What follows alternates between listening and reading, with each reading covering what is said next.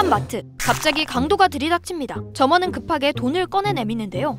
이 강도 지폐를 확인하더니 그냥 두고 나갑니다. 강도가 돈다발을 마다하는 이상한 상황. 아르헨티나에서는 흔히 볼 수 있는 모습이라는데요. People try to buy everything as fast as possible because prices change a lot between one day and another. I can think of seeing people making origami hearts with 10 pesos bill instead of using paper. 월급을 받자마자 전부 생필품 사는데 사용하고 종이보다 지폐가 싸서 지폐로 종이 접기를 한다는 아르헨티나. 1년 만에 물가가 평균 2배 이상 오르는 초인플레이션 상황인데요. 반대로 최근 5년 동안 아르헨티나 환율은 이렇게 쭉 90% 가까이 떨어졌죠. 이렇게 물가는 치솟고 화폐 가치는 급락하면서 사람들이 벽지 대신 지폐로 도배를 하고 강도가 현금을 거절하는 웃지 못할 일이 벌어지는 거죠. 말 그대로 종이 쪼가리가 된 아르헨티나 페소와 계속 불어나는 외채를 감당하지 못한 아르헨티나는 지난 2020년 9번째 디폴트, 그러니까 국가가 빚을 못 갚는 상태에 빠졌고 최근 다시 10번째 디폴트 위기를 맞고 있다고 합니다. 아르헨티나 경제 대체 얼마나 안 좋은 걸까요? 일단 2022년 기준 아르헨티나 국가부채는 우리 돈 500조 원이 넘는다는데요. IMF에서 제일 많이 돈을 빌린 나라여서인지 IMF도 이번엔 못 빌려줘 찰벽을 쳤다고 합니다. 상황이 이러니 다른 나라에서도 당연히 아르헨티나에 투자를 꺼리고요. 결국 정부는 적자를 충당하기 위해서 많은 양의 화폐를 찍어내게 되고 화폐의 가치는 없어지는 거죠. 적자를 메우려고 돈을 찍어내니 물가는 치솟고 치솟는 물가를 잡으려고 기준금리를 무려 97%까지 올려야 하는 악순환이 반복되고 있는 겁니다. 도대체 아르헨티나에는 무슨 일이 벌어진 걸까요? 일단 아르헨티나는 당장 돈 나올 곳은 없는데 쓸 곳이 너무 많은 게 문제라고 합니다. 현금으로 지급하는 복지제도들이 굉장히 많이 있어요. 우리 국민연금 이런 거는 기여금을 낸 사람들에 대해서 연금 혜택을 지급을 하는데 아르헨티나의 경우는 기여금을 내지 않아도 연금을 지급을 하거든요. 어떤 조건 없이 일정 나이가 되면 모든 사람에게 노후 연금을 지급하고요. 아르헨티나 인구가 4,700만 명으로 말씀드렸지 않습니까? 그중에서 정식으로 세금 내고 월급을 받는 사람들이 한국보다 훨씬 적어요. 우리나라는 5천만 인구 중 1에서 세금 내는 인구가 3천만 명 정도 되는데 아르헨티나는 인구는 비슷한데 세금 내는 사람은 1,300만 명. 우리 절반도 안 된다고 해요. 그래도 복지 잘 돼 있으면 국민들은 살기 좋은 나라 아니야? 싶지만 아르헨티나의 현재 복지는 정치인들이 표를 얻기 위해 무리하게 늘려온 결과라는 게 전문가들의 공통된 견해입니다. 아르헨티나 정치인들도 국민들도 이 복지 카드에 반응하는 데는 역사적 이유가 있다는데 사실 1900년대 초까지만 해도 아르헨티나는 세계 5대 경제대국으로 꼽혔습니다. 옛날 유명 만화인 엄마 찾아 산말리에서 엄마가 돈 벌러 떠난 곳이 아르헨티나인데 그때 당시만 해도 이탈리아 사람이 아르헨티나로 돈 벌러 떠날 만큼 부유한 나라였단 거죠.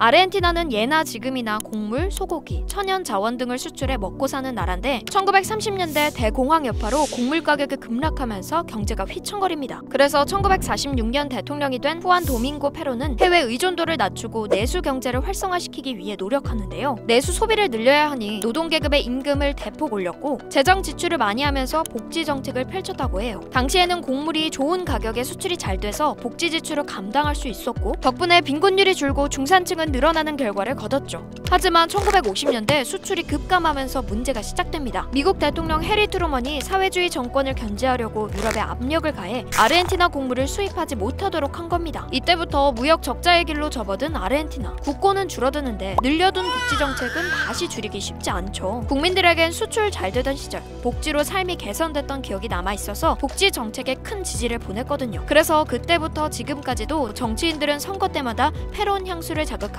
복지 카드를 내미는 걸 반복하게 된 겁니다. 그런데 1976년 아르헨티나에 군부 쿠데타가 일어납니다. 군인이었던 호르헤 비델라가 쿠데타로 정권을 잡으면서 반대파 3만 명을 숙청했고요. 페론과는 정반대의 길을 걷습니다. 바로 신자유주의 정책을 펼친 거죠. 비델라는 일단 내수 활성화 정책을 모두 폐기하고 시장 개방 정책을 추진했습니다. 하지만 갑작스러운 수입 자유화로 아르헨티나의 기업, 물건 경쟁력이 떨어지고 자본 자유화로 해외 은행이 들어왔는데 국내 은행보다 이자가 더 싸서 돈을 마구 빌리기 시작했고 그 결과 외채가 급증했습니다. 이때 철도, 도로 등 국영 기업도 해외에 매각했는데 외국 기업들은 아무래도 인프라 투자에 소극적이라 철도, 도로 발전도 안 됐고 거기에 친기업 정책을 펼치면서 노조를 탄압하고 노동자 임금도 삭감했는데 이러는 동안 오히려 경제는 점점 안 좋아지니까 결국 비델라는 무너진 이미지를 개선하기 위해 무리하게 돈을 써서 월드컵을 개최, 빚을 더 늘립니다. 여기에 같은 군부 출신이자 후임자인 레오폴도 갈티에리는 내부 결속 물속을 다지기 위해 전쟁까지 일으켰다 패배하면서 단 8년 동안 78억 달러이던 외채가 450억 달러로 급증합니다. 빈곤율이 4%에서 38%로 10배 가까이 폭등하기도 했고요. 90년대부터는 정말 혼돈 그 자체였는데요. 각종 신자유주의 정책 부작용이 나타나기 시작한 겁니다. 연간 물가 상승률 최대 2만%, 일자리 60만 개가 감소해 실업률 20% 육박, 빈곤율 55% 등등. 특정 지지층을 위해 복지를 늘리는 쪽도, 급격한 신자유주의 정책을 펼치는 쪽도 재정 운용에 실패해서 경제가 완전히 망가진 거죠.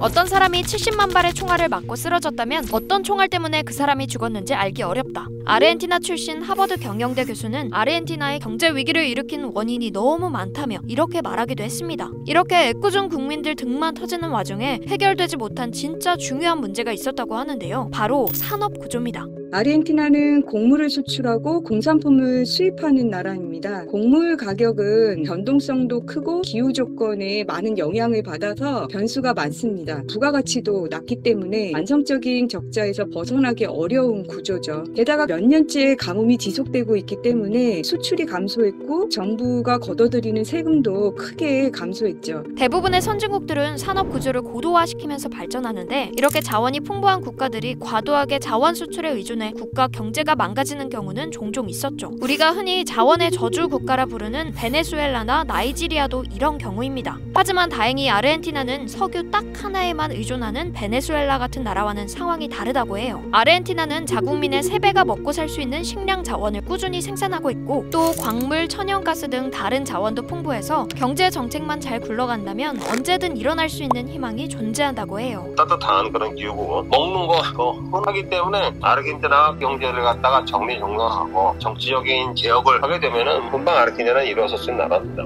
그래도 지금 당장은 여전히 공항의 노숙자가, 무료 급식소에는 빈곤층 시민들이 몰리고 있다는 아르헨티나. 10번째 디폴트 위기와 IMF의 대출 거절 등 언제쯤 이 악순환에서 벗어날 수 있을까요? 그리고 아르헨티나는 이 위기를 잘 극복할 수 있을까요? 앞으로 크랩이 관련 소식 빠르고 정확하게 전해드리겠습니다.